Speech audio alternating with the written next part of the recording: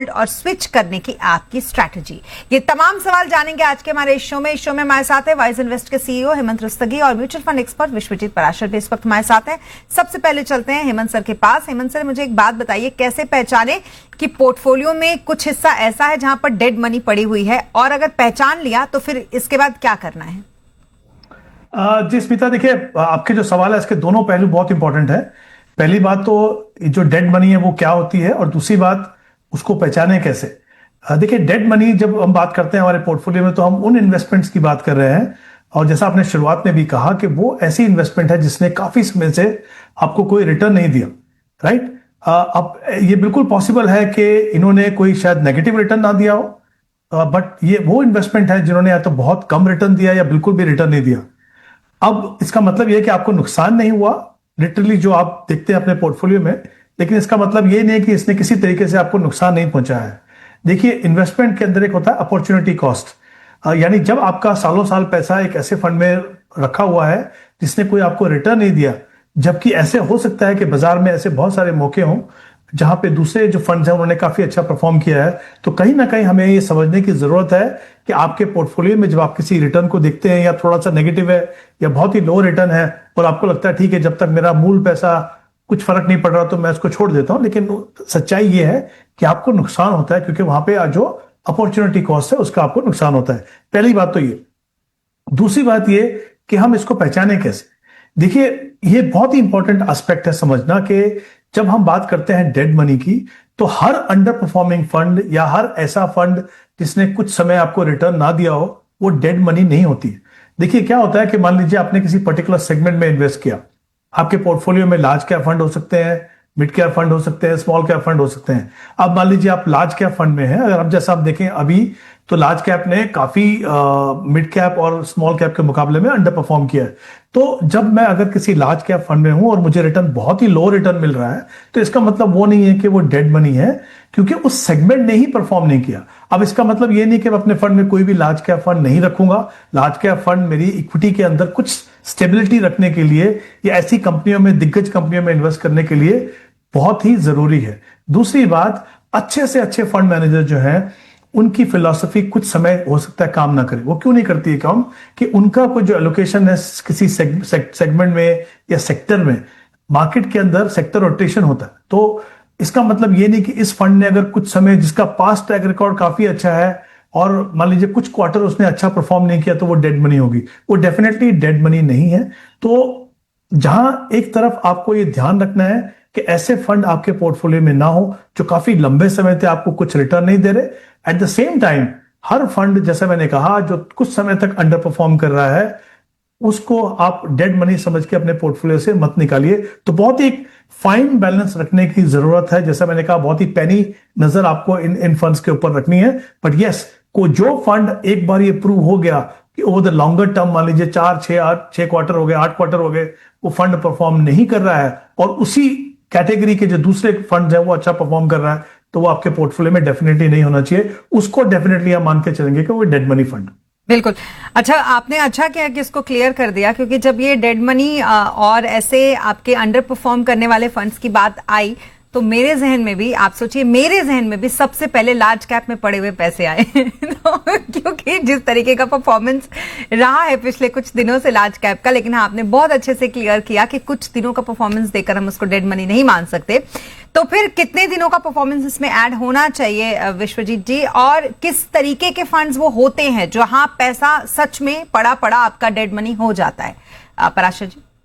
देखिए बिल्कुल, जैसा अभी हेमंत जी ने भी बोला कि 7-8 क्वार्टर से अगर पैसा फंड अंडर परफॉर्म कर रहा है पीयर्स के कंपैरिजन में, बेंचमार्क के कंपैरिजन में, कभी कभी लोग गलती से क्या करते हैं, स्मॉल कैप फंड को लार्ज कैप से कंपेयर करने लग जाते हैं। तो आपको कैटेगरी से कंपेयर करना है, बेंचमार्क से कंपेयर करना है। हर फंड का एक बेंचमार्क होता है, इंडाइसिस।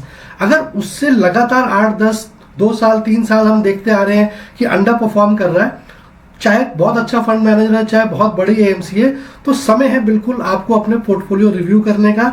और वहां से अगर आपको लगता है कि उस कैटेगरी में कोई और अच्छा फंड है जो जिसमें स्विच किया जा सकता है, तो बिल्कुल करना चाहिए। क्योंकि अगर आप फंड अंडर परफॉर्म कर रहा है तो कहीं ना कहीं जैसा अपॉर्चुनिटी कॉस्ट है जो हेमंत जी ने भी बताया, तो आप पैसा लूज कर रहे हैं। और लोग ऐसा सोचते हैं कि बहुत सारा अक्सर ऐसा देखा गया है कि अगर मैंने फंड चूज किया है और वो अंडर परफॉर्म कर रहा है तो मैं गलत नहीं हो सकता, तो मैं ये कैसे मान लूं कि फंड अंडर परफॉर्म कर रहा है तो मैं वेट करूंगा कि नहीं वापस आएगा तब करूंगा। तो ऐसी गलती ना करें। अगर फंड अंडर परफॉर्म कर रहा है तो आपको सवाल ये पूछना है कि क्या आज अगर मेरे पास फ्रेश पैसा होता तो क्या मैं इस फंड में निवेश करता। अगर आपको लगता है आंसर हाँ है तो बिल्कुल आप उसको होल्ड करके रखिए। लेकिन अगर आंसर आपको लगता है कि नहीं इस फंड में तो कंटिन्यूसली ये कैटेगरी परफॉर्म नहीं कर रही या ये फंड सिर्फ पर्टिकुलर फंड परफॉर्म नहीं कर रहा, तो बिल्कुल वहां से पोर्टफोलियो रिव्यू करना चाहिए, स्विच करना चाहिए। पोर्टफोलियो रिव्यू का मतलब ये नहीं है कि जबरदस्ती सेल करना ही करना है, बट जरूर एनालाइज करना चाहिए कि ऐसा क्या हुआ है इस फंड में जो परफॉर्म नहीं कर रहा, कि फंड मैनेजर गलत कॉल्स ले रहा है या इसका इन्वेस्टमेंट स्टाइल बदल गया। तो ये सब चीजें आपको सवाल करनी है, उसके बाद ही आप कॉल लीजिए कि मुझे फंड से निकलना है या होल्ड करना है। जी मैंने कुछ लोगों का ये भी देखा है हेमंत सर, उनकी मेंटालिटी होती है कि उनको कोई फंड बड़ा पसंद आता है और उनको वो सेगमेंट, वो कैटेगरी, वो फंड इतना पसंद होता है कि उनको ऐसा लगता है कोई बात नहीं, आज नहीं कर रहा कल अच्छा करेगा। और वो अपने उसी भोले बच्चे की तरह जिसके लिए कभी ना कभी कामयाबी की उम्मीद करते हुए जो पेरेंट्स होते हैं वो उनको पाले रखते हैं अपने पोर्टफोलियो के अंदर। क्या ये समझदारी है? क्या उसका वेट करते रहे कि कभी तो ये अपने बेंचमार्क को मीट करेगा?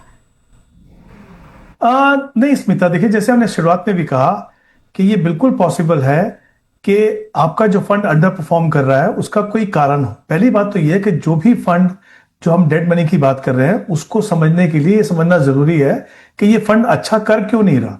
तो जैसे मैंने पहले भी कहा कि अगर आप किसी ऐसे सेगमेंट में इन्वेस्टेड हैं जो जिसने खुद से ही इन्वेस्टमेंट मान लीजिए परफॉर्मेंस अच्छा नहीं किया है, तो इसका मतलब ये नहीं है कि आप उसको वहां से निकालेंगे, क्योंकि लॉन्ग रन में जैसा हमने देखा है कि जो मिड कैप फंड है या जो स्मॉल कैप फंड्स हैं उनकी जो परफॉर्मेंस है वो लार्ज कैप से कहीं ज्यादा अच्छी होती है। ऑफ कोर्स उसमें वॉलेटिलिटी भी होती है, इसका मतलब ये है कि ऐसे पीरियड्स भी होंगे जब वो थोड़ा लंबा समय तक भी वो अंडर परफॉर्म करेगा, लेकिन इसका मतलब ये नहीं है कि वो फंड खराब हो गया या वो आपके पोर्टफोलियो से बाहर निकलना चाहिए। एट द सेम टाइम ऐसे फंड आपके अगर पोर्टफोलियो में है जो प्रूवन हो चुका है। प्रूवन कैसे होगा? देखिए हमें एक चीज समझने की जरूरत है स्मिता यहाँ पे कि जो म्यूचुअल फंड्स हैं वो रिलेटिव परफॉर्मेंस प्रोडक्ट है। रिलेटिव परफॉर्मेंस का मतलब ये कि आप एब्सोल्यूट रिटर्न देख के ये नहीं कह सकते कि ये फंड अच्छा कर रहा है नहीं कर रहा। जैसे मैंने कहा मान लीजिए मिड कैप सेगमेंट अच्छा नहीं कर रहा, मिड कैप इंडेक्स जो है मान लीजिए 2% ऊपर है, आपका फंड 3 या 4% ऊपर है, तो उसने आउट परफॉर्म किया, लेकिन 4% ऑब्वियसली आपके दिल को भाएगा नहीं, तो आप कहेंगे नहीं तो अच्छा नहीं परफॉर्म कर रहा। तो म्यूचुअल फंड में आप एब्सोल्यूट रिटर्न नहीं देखते, आप रिलेटिव परफॉर्मेंस देखते हो रिलेटिव टू द इंडेक्स और जो उसी पीयर ग्रुप के जो दूसरे फंड्स हैं उनके मुकाबले में। जब आपका fund consistently peer group benchmark को अंडर परफॉर्म कर रहा है, राइट, जैसा मैंने कहा अच्छे से अच्छे फंड मैनेजर ऐसे फेज से गुजर सकते हैं जब उनकी स्ट्रेटेजी काम नहीं करे। After all we are all human beings, या हमारी जो सोच है कभी कभी हो सकता है उसमें और मार्केट में गैप हो। कभी कभी हम मार्केट से थोड़ा आगे सोचते हैं लेकिन मार्केट उसको रियलाइज करने में समय लगता है, कभी कभी हम मार्केट से आगे निकल जाते हैं, राइट। तो ये जब प्रूव हो जाता है कि ये आपके जो फंड्स हैं ये इसलिए परफॉर्म नहीं कर रहे क्योंकि या तो उनकी पोर्टफोलियो क्वालिटी खराब है, या क्योंकि अगर हम स्पेशली स्मॉल कैप फंड्स की बात करें तो स्टॉक सिलेक्शन बहुत ही इंपॉर्टेंट होता है, राइट। अगर वो खराब है या फिर और भी कुछ जो प्रॉब्लम है आपके फंड के साथ जो प्रूव हो जाती है कि भाई ये मार्केट का फंक्शन नहीं है बल्कि ये फंड लेवल का इशू है, तो डेफिनेटली वो समय है अब ये सोचना कि भाई मेरा अगर लॉस हो रहा है तो मुझे लॉस बुक नहीं करना। I think as an investor हमें लॉस बुक करना सीखना होगा।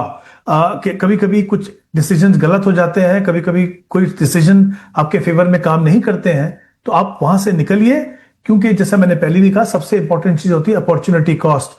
यही पैसा अगर आप दूसरी जगह लगाएंगे, क्योंकि अगर मान लीजिए मैंने 1 लाख लगाया और उसकी वैल्यू 95,000 है, तो इस फंड में भी उसको 95 से ग्रो करना है। यही 95 अगर मैं किसी दूसरे अच्छे फंड में लगाऊं तो वहां से भी 95 से ग्रो करना है। तो फिर ऐसा कुछ हमारे हेजिटेशन नहीं होनी चाहिए उसको बदलने में। तो आई थिंक इंपॉर्टेंट है समझ ले कि अगर प्रूवन है कि फंड अच्छा नहीं कर रहा, पर्याप्त समय देने के बाद डेफिनेटली वहां से निकल जाइए। मतलब इसको टालने की कोई जरूरत नहीं, उल्टा आपको नुकसान ही होगा अगर आप जितना इस चीज प्रोसेस को टालेंगे। तो फिर एक खराब फंड से निकलने के विश्वजीत जी एक परफेक्ट स्ट्रैटेजी आपके हिसाब से क्या होनी चाहिए? देखिए, अगर कोई फंड परफॉर्म कर रहा है और आप अपना पोर्टफोलियो रिव्यू करते हैं कि भाई मेरा लार्ज कैप में एक्सपोजर कम है, large cap fund under perform कर रहा है, तो मेरे ख्याल में बिल्कुल लार्ज कैप से दूसरे पीयर्स फंड में आप जा सकते हैं।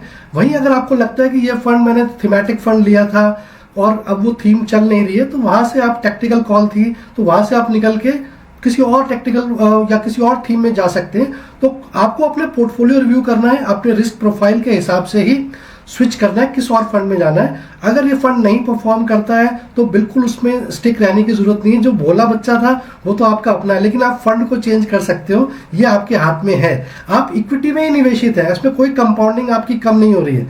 जैसा हेमंत जी ने बोला कि 100 रुपए अगर आपके 80 रुपए हो जाते हैं, तो अब 80 रुपए को आप फ्यूचर में कहां बढ़ता देखेंगे, उस वाले फंड में निवेश करना है, वो इंपॉर्टेंट है। तो प्राइसिंग को ना देखें कि आपने कितने में खरीदा है या आज उसकी क्या वैल्यू है, फ्यूचर में कहां पे आपको अच्छे रिटर्न्स मिल सकते हैं, वो इंपॉर्टेंट है। और मैंने ऐसा अक्सर देखा है कि फंड को छोड़ के लोगों के अंदर एक भ्रांति होती है कि जिसे हम इंग्लिश में कहते हैं संक कॉस्ट फैलेसी। आप पिक्चर देखने जाते हैं किसी सिनेमा हॉल में और आपको पिक्चर अच्छी नहीं लगी, 10 मिनट में आपको पता लग गया, लेकिन आप वो 3 घंटे की पिक्चर सिर्फ इसलिए देख रहे हैं क्योंकि आपने टिकट ली हुई है। तो ये गलती ना करें। अगर आपको लगता है कि ये फंड परफॉर्म नहीं करेगा तो वहां से निकले, किसी और अच्छे बेहतर फंड में जाएं जहां पे आपको अच्छे रिटर्न्स मिल सकते हैं। वाला एग्जाम्पल तो सच में बहुत अच्छा था। कई फिल्में तो हमने भी इसी चक्कर में देख ली, इसलिए नहीं क्योंकि ऐसा लगता है फंस गए तो चलो देख ही लेते हैं। लेकिन हाँ, एक चीज जो आप दोनों लोगों की बातों से समझ में आई वो ये कि कभी भी इन्वेस्टमेंट में इमोशंस को मिक्स ना करें। अगर कोई परफॉर्म अच्छा नहीं कर रहा फंड तो जांचे, देखे, समय दे और फिर समय पर उससे एग्जिट कर ले, और ये इसी में सबसे बड़ी समझदारी होगी। चलिए, इसी के साथ हमने डेड मनी तो बहुत अच्छी तरीके से समझ लिया। अब आज शो में हम कुछ कॉलर्स को भी शामिल करेंगे जिन्होंने अपने सवाल हमें भेज रखे हैं। तो पहले कॉलर हमारे साथ अनमोल ठुकराल इस वक्त जुड़ चुके हैं। अनमोल जी, आपका सवाल हमारे पास है, आपका पोर्टफोलियो भी हमारे पास है। आपने 3 फंड्स, अलग अलग फंड्स में इन्वेस्टमेंट कर रखा है। बाकस का फ्लेक्सी कैप आपके पास है, बंधन स्मॉल कैप फंड आपके पास है, मोतीलाल ओसवाल का लार्ज एंड मिड कैप भी आपके पास है। और कोई सवाल जो आप पूछना चाहते हैं?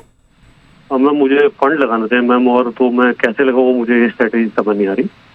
अच्छा, आपको इन 3 फंड्स के अलावा भी फंड्स चाहिए? मैम, लमसम लगाना मैम, थोड़ा सा। ओके, एंड आपका कोई स्पेसिफिक गोल है? मैम, मुझे रिटायरमेंट के लिए चाहिए मैम, ऑलमोस्ट 30 ईयर्स बाद। ओके, हेमंत सर, आप रिव्यू करें जरा इनके पोर्टफोलियो का और बताएं इन्हें क्या करना चाहिए।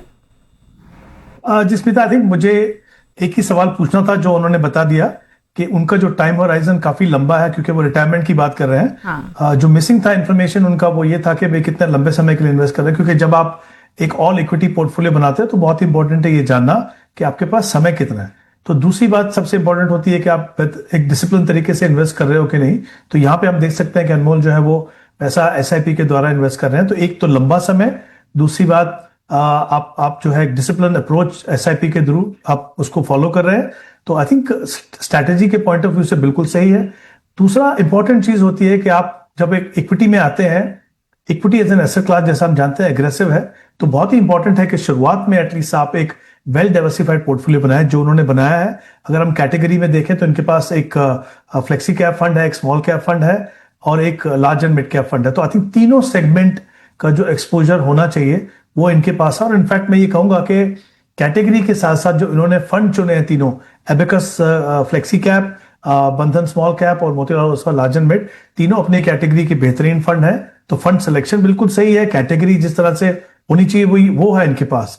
अब जैसा इन्होंने कहा कि और अगर इनको पैसा लगाना है लॉन्ग टर्म के लिए, ये मानते हुए कि उसी गोल जो रिटायरमेंट का गोल है उसके लिए वो पैसा लगाना चाहते हैं, तो हालांकि मिड कैप में एक्सपोजर है इनके पास in large and mid cap fund के द्वारा। लेकिन मैं चाहूंगा कि अगर ये एक प्योर मिड कैप फंड अपने पोर्टफोलियो में शामिल करें तो वो काफी अच्छा है, क्योंकि मिड कैप फंड जो है एक तो उनका पोटेंशियल काफी अच्छा होता है मिड कैप स्टॉक्स का, दूसरा हम बात कर रहे हैं in terms of market cap 101 से लेकर 250 कंपनियां जो है मार्केट कैप के हिसाब से, तो क्वालिटी ऑफ कंपनी बहुत अच्छी है। और हमने रिसेंटली अभी देखा है जिस तरीके से मिड कैप कंपनीज ने जो अर्निंग ग्रोथ दिखाई है, तो मुझे लगता है कि आगे जाके काफी अच्छा पोटेंशियल है। तो उसमें एक फंड है HSBC मिड कैप फंड, काफी अच्छा बेहतरीन फंड, अच्छा पोर्टफोलियो, कंसिस्टेंटली अच्छा परफॉर्म कर रहा है।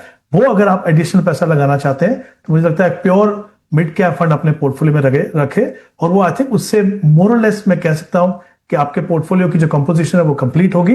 इसके बाद इन्हीं फंड में आप पैसा लगाते रहिए, कोशिश कीजिए क्योंकि लंबा समय आपका कि अगर आप अपनी इन्वेस्टमेंट को स्टेप अप कर सकें 5 या 10% से, तो उससे बड़ा कॉर्पस आपको मिलेगा, पावर कंपाउंडिंग का आपको फायदा होगा। एसआईपी में स्टेप अप कीजिए और एचएसबीसी का मिड कैप फंड जो है वो सजेशन आपको दिया गया है। यहाँ पर लमसम पैसा आपको उसमें लगाना है तो आप वहां लगा सकते हैं। एक और कॉलर हमारे साथ सुरेश इस वक्त जुड़ चुके हैं। सुरेश जी, आपका सवाल भी हमारे पास है, आपका पोर्टफोलियो भी हमारे पास है। काफी अच्छा खासा बड़ा पोर्टफोलियो आपने बना रखा है, काफी सारा इन्वेस्टमेंट आपने इसमें कर रखा है। मैं चाहूंगी विश्वजीत जी, आप पहले तो सुनील जी से जान लेते हैं कि उन्हें और कुछ सवाल पूछना है। सुनील जी, और कुछ सवाल आपकी तरफ से? मेरी जो रिक्वायरमेंट थी, मेरे को एक ही पूछना है। 2017 से मेरे पास मेरा एसेट लार्ज और मिड कैप का है, म्यूचुअल फंड है। हाँ। उसे कंटिन्यू करूं या उसके कुछ चेंजेस करने की जरूरत है? ओके, और उसका अमाउंट काफी 9 लाख तक है मेरे पोर्टफोलियो में। ओके।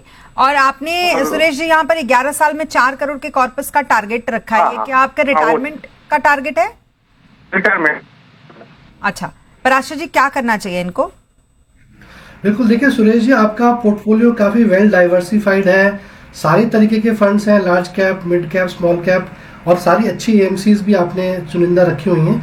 मैं ये देख रहा था कि जितने भी फंड्स आपके पास हैं, ये सारे टॉप परफॉर्मिंग फंड्स रह चुके हैं। बट अभी कुछ रिसेंटली आप देखा होगा कि शायद इनकी परफॉर्मेंस इतनी अच्छी नहीं चल रही है। तो ये बिल्कुल थोड़ा मार्केट साइकिल की वजह से है। आप इसको बिल्कुल ऐसा ना समझें कि ये फंड्स बेकार हैं। मेरे हिसाब से ये सारे फंड्स टॉप क्वार्टाइल फंड्स हैं, ज़्यादातर 5 स्टार रेटिंग वाले फंड्स हैं। तो आप इसमें बिल्कुल निवेशित रहें और अच्छा सिलेक्शन आपने किया हुआ है। जहाँ तक कि आपकी गोल की बात है और एक फंड के बारे में आप पूछना चाहते हैं, तो मेरे asset large and mid cap एक अच्छा फंड है। तो अगर 3 साल 5 साल की परफॉर्मेंस देखते हैं तो काफ़ी अच्छी परफॉर्मेंस रही है। तो कुछ समय इसको अभी दिया जा सकता है। जैसे ही मार्केट अभी रिवाइव हो रही है तो आगे चल के आपको 3-6 महीने में दिखेगा कि शायद ये फंड अच्छा परफॉर्म कर रहा है। अगर नहीं करता है पीयर्स के कंपैरिजन में, तो फिर वहाँ पे आप इसमें बदलाव किया जा सकता है और उसकी जगह आप मोतीलाल ओसवाल का लार्ज एंड मिड कैप या फिर आईसीआईसीआई प्रूडेंशियल का large and mid cap consider कर सकते हैं। आपका एक और सवाल था कि आपने Motilal Oswal flexi cap fund में भी निवेश किया हुआ है, जिसमें आपने 4 लाख निवेश किया हुआ है। तो मैंने देखा कि आपके पास 2 फ्लेक्सी कैप हैं, पराग पारिक फ्लेक्सी कैप, एचडीएफसी का फ्लेक्सी कैप भी है और मोतीलाल ओसवाल का फ्लेक्सी कैप भी है। तो दोनों में कोई बिल्कुल ओवरलैप नहीं है, तो आप दोनों में इन्वेस्टेड रह सकते हैं। अच्छे फंड्स हैं, दोनों ही परफॉर्मिंग फंड्स हैं। जहाँ तक कि गोल का सवाल है, वो थोड़ा सा गैप है मेरे हिसाब से। आपकी जो 50,000 की एसआईपी है, क्योंकि रिटायरमेंट शायद 11 साल के बाद है आपका, तो अगर हम 12% का रिटर्न लेके चलते हैं तो करीब करीब 68 लाख रुपए यहाँ बनते नजर आ रहे हैं। वहीं पे जो कॉर्पस, जो प्रेजेंट कॉर्पस है 40 लाख का, ये आपने अच्छा खासा जोड़ा हुआ है। पर ये भी अगर निवेशित रहता है 11 साल के लिए, तो ये भी करीब करीब 1 करोड़ 40 लाख बन जाता है। तो दोनों को टोटल करें तो 2 करोड़ 7 लाख 8 लाख रुपए बनते हैं। तो 4 करोड़ का लक्ष्य है, तो 1 करोड़ 93 लाख का गैप है। तो मेरे हिसाब से आपको कम से कम 74-75 हजार की एसआईपी और करनी होगी, तब जाके आप 4 करोड़ के लक्ष्य तक पहुंच पाएंगे। तो जितना भी आप स्टेप अप कर सकते हैं, जितना आपको कोई बोनस मिलता है, जो भी कहीं लमसम पैसा आता है, तो आप निवेश करें, तभी आप अपने गोल के करीब पहुंच पाएंगे, क्योंकि काफी बड़ा गैप है।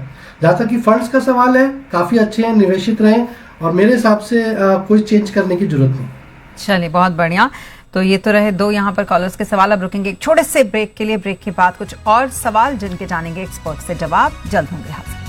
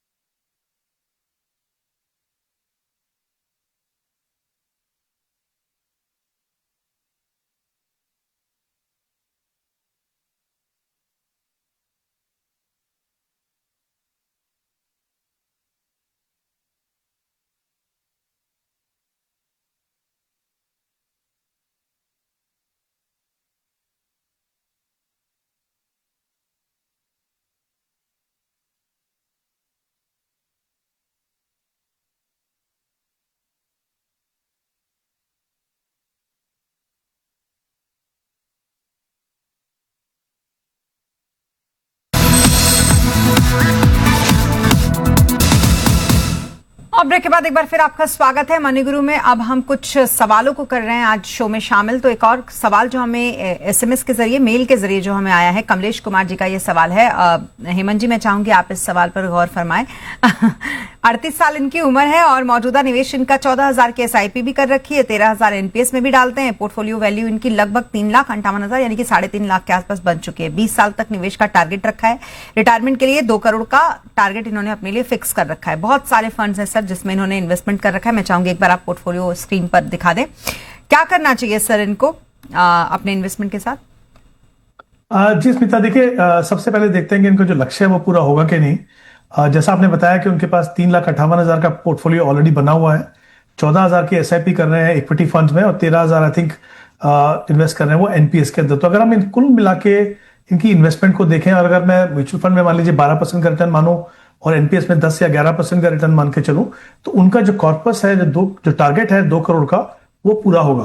तो उनका जो टारगेट लेके चल रहे हैं वो डेफिनेटली पूरा होगा, प्रोवाइडेड बिना किसी रुकावट के अपनी इन्वेस्टमेंट को ये कंटिन्यू करते रहे। और ऑफ कोर्स जैसे मैंने पहले सवाल के जवाब में भी कहा था, मेरी इनको भी यही सलाह है कि कोशिश कीजिए कि अपनी जो इन्वेस्टमेंट अमाउंट है उसको हर साल आप बढ़ाते रहें ताकि और बड़ा कॉर्पस आप बना सके। क्योंकि जब हम ये एस्टिमेट करके चलते हैं कि रिटायरमेंट में कितना पैसा चाहिए, कई बार हमसे चूक होती है, कई बार हम थोड़ा कंजर्वेटिव हो जाते हैं। तो थोड़ा अगर ज्यादा पोर्टफोलियो कॉर्पस बनेगा तो वो उनके लिए अच्छा होगा।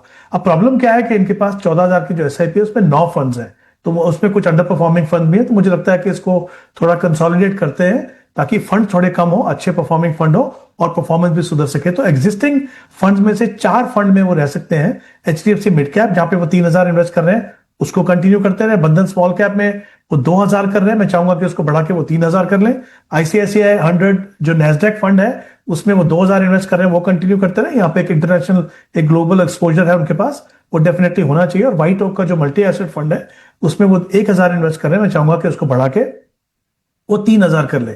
इन 4 फंड के अलावा मैं चाहूंगा एक मल्टी कैप फंड इनके पोर्टफोलियो में होना चाहिए, जो कोटक मल्टी कैप हो सकता है। काफी अच्छा फंड है, कंसिस्टेंटली अच्छा परफॉर्म कर रहा है, उसमें वो 3,000 इन्वेस्ट करें। तो कुल मिला के हम देख सकते हैं कि हमने 9 फंड से फंड्स को कम किया 5 और उनकी जो इन्वेस्टमेंट है वो 14,000 इस तरह से एलोकेट होगी। और जैसे मैंने पहले भी कहा था, कोशिश करिए कि अपनी एसआईपी के अमाउंट को थोड़ा स्टेप अप करते रहे ताकि और बड़ा कॉर्पस वो बना सके। बिल्कुल, तो ये तो रहा इनके लिए फंड में थोड़ा सा चेंज। और उसके बाद थोड़ा सा वो, हमारे साथ एक और कॉलर इस वक्त चंद्रशेखर जी जुड़ चुके हैं। चंद्रशेखर जी, आपका जो सवाल है वो तो हमारे पास आ चुका है, और कोई सवाल जो आप पूछना चाहते हैं?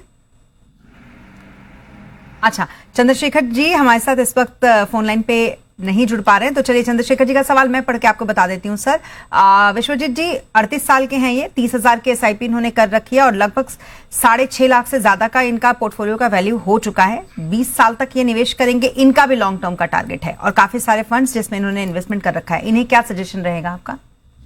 बिल्कुल, देखिए इनका जो गोल्स की अगर बात करें तो 30,000 की जो एसआईपी कर रहे हैं, अगर हम 20 वर्ष का समय लेके चलें, 12% का सीएजीआर लेके चलें तो करीब करीब 2 करोड़ 75 लाख रुपए बन जाते हैं यहाँ पे। और वहीं जो इनका 6 करोड़ 70,000 के करीब एग्जिस्टिंग कॉर्पस है, वो भी अगर निवेशित रहता है 20 साल के लिए तो वो भी करीब करीब 64,40,000 रुपये बन जाता है। तो यहाँ पे इनका 3 करोड़ 40 लाख के करीब करीब कॉर्पस बन जाता है, क्योंकि 20 साल की अवधि है, पावर ऑफ कंपाउंडिंग का पूरा लाभ मिल रहा है इनको और 30,000 की अच्छी एसआईपी कर रहे हैं। बट मेरा सुझाव ये है कि अगर 10% भी स्टेप अप कर लें अपनी एसआईपी में, तो यही 3 करोड़ 40 लाख का जो अभी लक्ष्य है इनका, जो बन रहा है कॉर्पस एक्सपेक्टेशन, वही करीब करीब 6 करोड़ 23 लाख बन जाएगा। तो बस 10% का स्टेप अप करें और देखिए कितना कमाल का मैजिक होता है। जहां तक कि इनका पोर्टफोलियो का सवाल है, काफी अच्छे फंड्स ले रखे हैं इन्होंने, लेकिन 2 मिड कैप फंड्स हैं पोर्टफोलियो में। एचडीएफसी का मिड कैप भी है और कोटक का मिड कैप भी है। दोनों ही फंड काफी अच्छे हैं, कंसिस्टेंट परफॉर्मर है।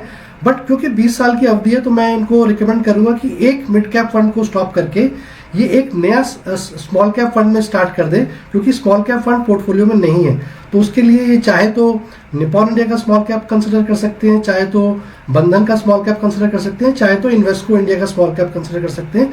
इनमें से किसी में भी फंड में ये अपनी एक एसआईपी जो है स्मॉल कैप में स्टार्ट कर दे तो सारा मार्केट कैप में इनको एक्सपोजर मिल जाएगा, लार्ज कैप, मिड कैप और स्मॉल कैप। बाकी जो फंड्स हैं वो काफी अच्छे हैं, उसमें निवेशित रहें, स्टेप अप करें और एक बड़ा कॉर्पस का उम्मीद लगा सकते हैं। बिल्कुल। चलिए, इसी के साथ हमारे साथ इस शो पर जुड़ने के लिए Hemant sir thank you so much. Vishwajeet ji thank you so much हमारे साथ इस शो पर जुड़ने के लिए। और इसी के साथ इस बुलेटिन में फिलहाल इतना ही। आप बने रहें जी बिजनेस के साथ। नमस्कार।